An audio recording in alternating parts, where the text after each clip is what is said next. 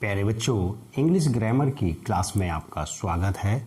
और इसी सीरीज को आगे बढ़ाते हुए आज हम फ्यूचर परफेक्ट टेंस का अध्ययन करेंगे। और अब जैसे कि आप देख सकते हैं, मैंने यहाँ पर एक वाक्य लिखा है, सूर्य छिपने से पहले मैं अपना कार्य पूरा कर चुकूंगा। हाँ दोस्तों, इसमें भी दो कार्य हो रहे हैं, एक कार्य पहले हो जाएगा और एक कार्य बाद में होगा। जैसे कि हमने पास्ट परफेक्ट में किया था, वहाँ पे दो एक्शन थे, दो कार्य हो रहे थे, एक पहले हो रहा था और एक बाद में हो रहा था, जो हमने आपको बहुत अच्छी तरीके से एक्सप्लेन किया और समझाया। उसी प्रकार से आज हम इस टेंस को देखेंगे।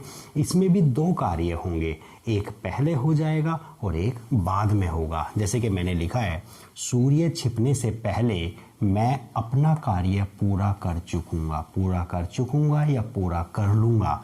तो आप देख सकते हैं, मैं अपना कार्य पूरा कर चुकूंगा, ये पहले होने वाला कार्य है, यानी कि सूर्य छिपने से पहले मैं अपना कार्य पूरा कर चुकूंगा, तो ये कार्य आपका पहले हो जाएगा।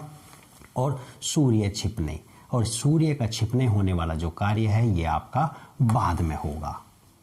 और हमने इस वाक्य को किस प्रकार से हम ट्रांसलेट करेंगे, तो इस स्ट्रक्चर के आधार पर आप इसे देख सकते हैं। हमने पहले के लिए बिफोर लिखा या बाय द टाइम, बिफोर या बाय द टाइम।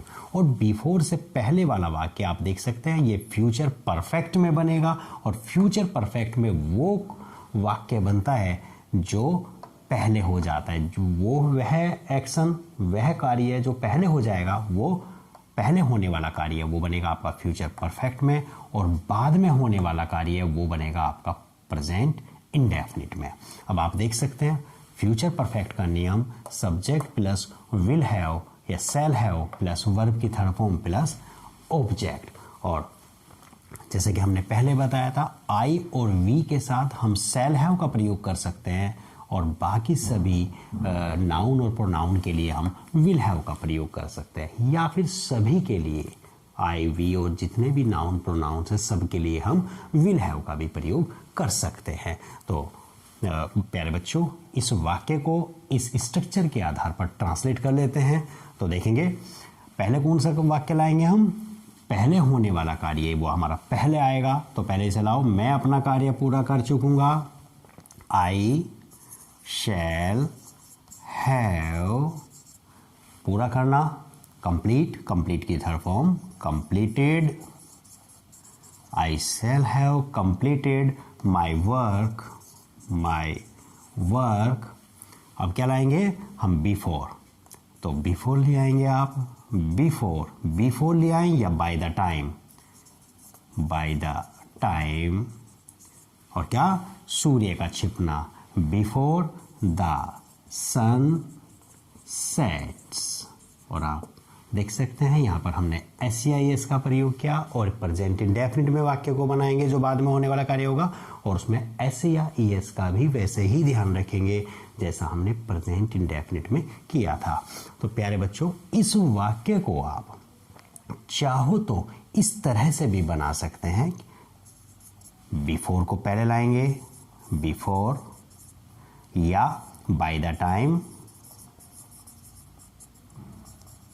और ये बिफोर और बाय द टाइम के बाद वाला वाक्य इसके साथ ही रहता है। तो जब अगर हम बिफोर या बाय द टाइम से वाक्य को शुरू करेंगे तो हमें उसके साथ प्रेजेंट इंडेफिनिट लाना होगा, और जो ये पहले बिफोर से पहले आ रहा था फ्यूचर परफेक्ट, ये बाद में चला जाएगा। तो इस तरह से बना सकते हैं, before the sun sets, comma, I shall have, I shall have completed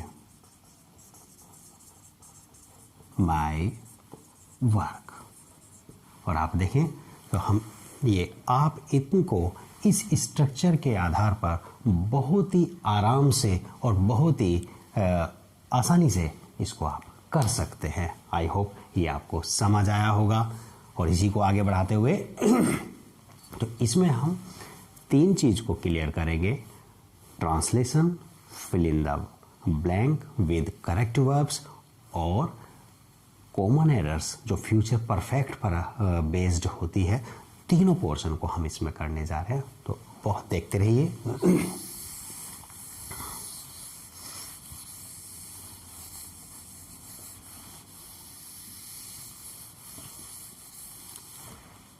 बच्चों, इसमें बच्चों को बहुत ही कंफ्यूजन होता है।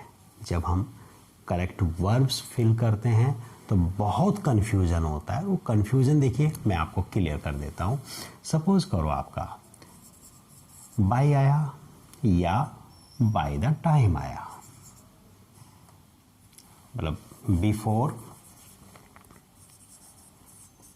और बिफोर के बराबर ही होता है आपका बाय, या फिर आपका, सॉरी मैं इसको और आसानी से इस तरह से करेंगे, बाय या फिर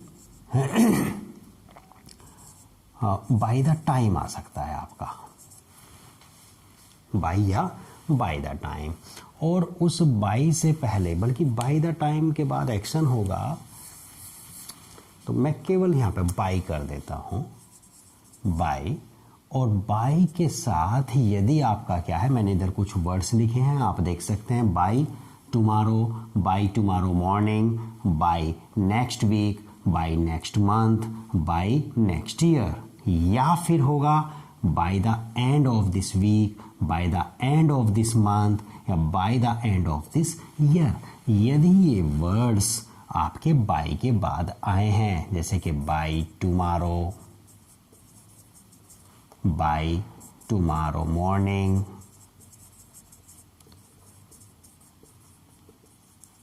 bye next week, next month, year, या फिर by the end of this week, week, month, year, ये आए हैं। तो प्यारे बच्चों, ये बाय से पहले वाला वाक्य आपका फ्यूचर परफेक्ट में बनेगा, फ्यूचर परफेक्ट में बनेगा। हाँ, जैसे कि आप देख सकते हैं, मैं एक सेंटेंस आपको करा रहा हूं। I space this work by tomorrow morning, by tomorrow morning, और ब्रैकेट की वर्ब है आपकी कंप्लीट, कंप्लीट। तो आप देख सकते हैं, जैसे कि मैंने ऊपर बताया, बाय के बाद यदि टुमारो आता है, बाय के बाद टुमारो मॉर्निंग, यानी कि कोई भी फ्यूचर में होने वाला एक्शन अगर इंडिकेट हो रहा है कि ये फ्यूचर में होने वाला एक्शन है, और बाय के बाद आता है किसी भी वर्ड से, वो इंडिकेट हो रहा है, कोई भी टाइम इंडिकेटिंग वर्ड, ये सारे टाइम इंडिकेटिंग वर्ड है, यदि ऐसा हो रहा है तो आप समझ जाएंगे कि ये वाक्य आपका फ्यूचर परफेक्ट में बनेगा। तो जब आपको ये बाय और प्लस टुमारो मॉर्निंग से पता चल गया है, ये आ गया है वाक्य में, तो आप समझ जाएंगे कि फ्यूचर परफेक्ट में बनेगा। तो फ्यूचर परफेक्ट की हेल्पिंग वर्ब लाइए, क्या बनेगा, आई के साथ शैल हैव, आई शैल हैव, और कंप्लीट की third form completed, I shall have completed this work by tomorrow morning. I hope ये आप समझ गए होंगे। और नेक्स्ट आगे बढ़ते हैं।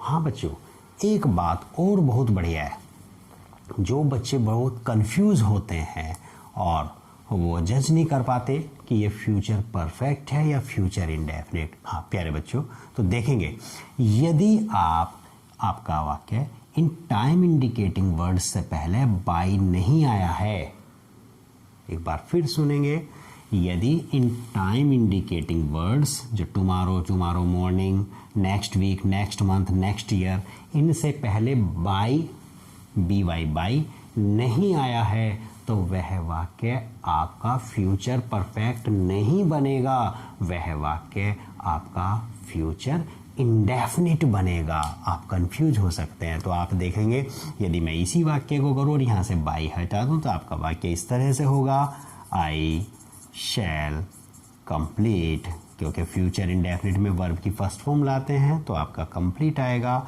आई shall complete this work tomorrow. I hope ये सब आप समझ गए होंगे। इनमें बड़ा कंफ्यूजन रहता है बच्चों को, और बहुत कंफ्यूज रहते हैं। तो इससे आगे बढ़ते हैं और हम देखते हैं कि इस वाक्य में एरर्स किस तरह से आती है। और एरर्स बहुत सिंपल है, यदि आपने इस स्ट्रक्चर का प्रयोग किया है या फिर बिफोर और बाय द टाइम वाली स्ट्रक्चर को अच्छी तरह से किया है तो आप इसमें होने वाली एरर्स को बहुत आसानी से चुटकियों में हल कर सकते हैं। तो मैं अभी आपको करके दिखाता हूं।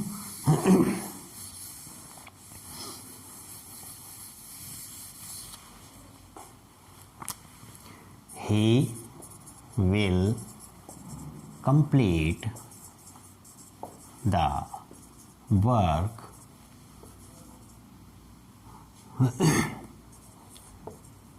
before the sun sets। तो आप देख सकते हैं बहुत अच्छी तरीके से ये आपका बिफोर आया, और जैसा कि मैंने अभी बताया था दो कार्य होते हैं। बिफोर से पहले वाला वाक्य आपका फ्यूचर परफेक्ट में बनता है और बाद वाला वाक्य प्रेजेंट इंडेफिनिट में बनता है। लेकिन आप देख सकते हैं कि बिफोर से पहले वाला वाक्य ये किस में बनाया है, फ्यूचर इंडेफिनिट में बन गया है, और ये वाक्य आपका गलत हो गया है। तो ये वाक्य क्या होना चाहिए था, ही will have completed the work, और बिफोर के बाद ये प्रेजेंट इंडेफिनिट हो गया है। तो ये वैसा का वैसे ही रहेगा। दूसरी एरर कैसे आ सकती है इसमें कि बिफोर के बाद वाला वाक्य वो फ्यूचर इंडेफिनिट दे सकता है, जबकि बिफोर के बाद वाला वाक्य आपका प्रेजेंट इंडेफिनिट होगा और बिफोर से बाद वाला वाक्य पहले वाला वाक्य आपका फ्यूचर परफेक्ट होगा। तो आई होप ये सब आपको समझ आ गया होगा। इनको देखते रहिए, फ्यूचर इंडिकेटिंग वर्ड्स, ये टाइम इंडिकेटिंग वर्ड्स याद कर लीजिए, बुक से प्रैक्टिस करिए और देखते रहिए। और इस सीरीज़ को, ये टेंसेस की सीरीज़ को हम यहीं समाप्त करेंगे और इससे आगे हम ग्रामर के दूसरे टॉपिक्स को लेंगे जो कि आपके एग्ज़ाम्स के पॉइंट ऑफ व्यू से बहुत इंपॉर्टेंट होने वाले हैं। तो मिलते हैं अगली वीडियो में। Bye bye.